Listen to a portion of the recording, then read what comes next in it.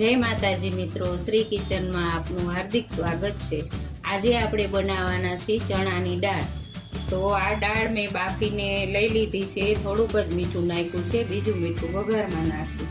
તો આ ચણાની દાળ છે બાફેલી, આ ટમેટું છે, આ મરચાં, આ લીમડો વઘાર માટે, આ લસણવાળી ચટણી, કોથમીર, રેગ્યુલર મસાલા, મીઠું અને થોડીક ખાંડ નાખવાની।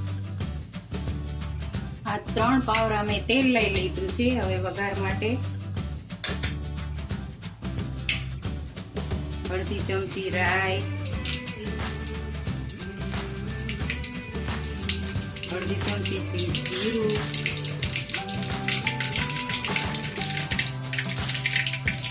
અડધી ચમચી હિંગ નાખવાની। આ મીઠા લીમડાના પાન છે તો એની 4-5 પાન નાખવાના। टमेटा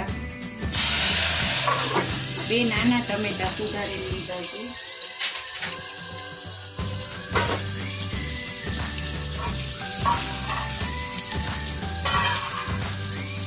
હવે મિક્સ કરી લેવાનું।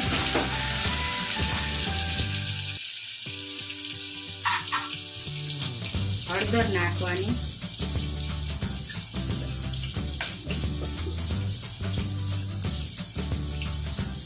મીઠું બાફવામાં ઓછું નાખ્યું છે એટલે નાખવાનું, જો તમે વધારે નાખ્યું હોય તો નહીં નાખવાનું।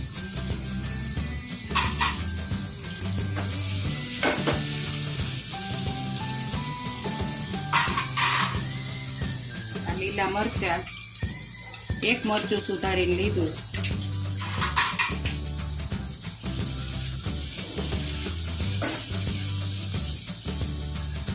હવે આને ચડવા દેવાનું।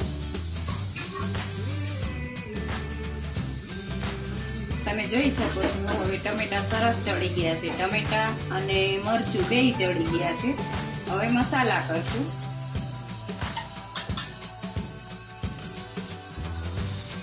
અડધી ચમચી ધાણા જીરું નાખવાના, 2 ચમચી લસણ વાળું મરચું લીધું છે, એને સારી રીતે મિક્સ કરી લેવાનું।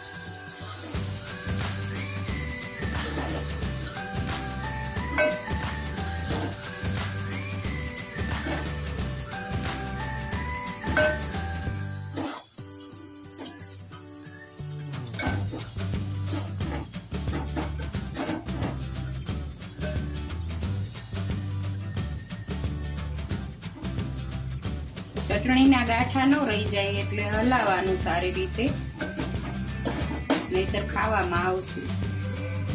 જો હવે આ સરસ થઈ ગયું છે।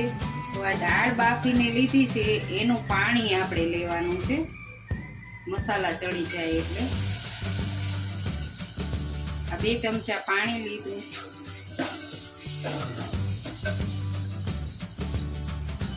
ગેસ થોડો ફાસ્ટ કરી આ ઉકળે એટલે દાળ નાખી દેવાની।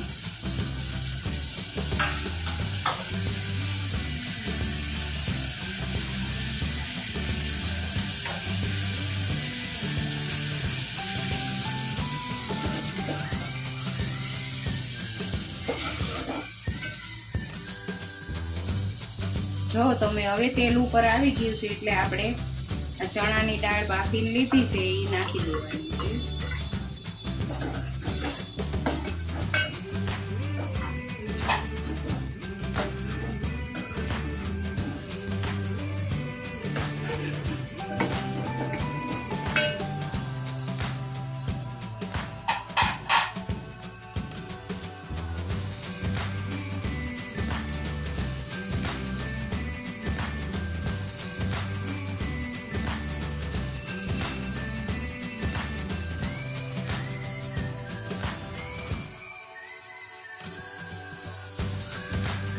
જો હવે તેલ ઉપર આવી ગયું છે એટલે ગેસ બંધ કરી દેવાનો।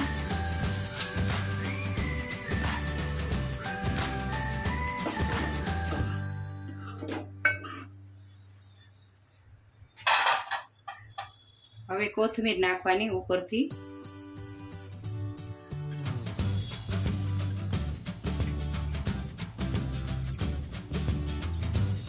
આ આપણી દાળ બનીને રેડી છે. રોટલા સાથે, રોટલી, ભાખરી જેના સાથે તમને ભાવે એના સાથે લેવાની. તો જો તમને આ મારો વિડીયો ગમ્યો હોય તો લાઈક, શેર ને સબસ્ક્રાઇબ કરવાનું ભૂલતા નહીં.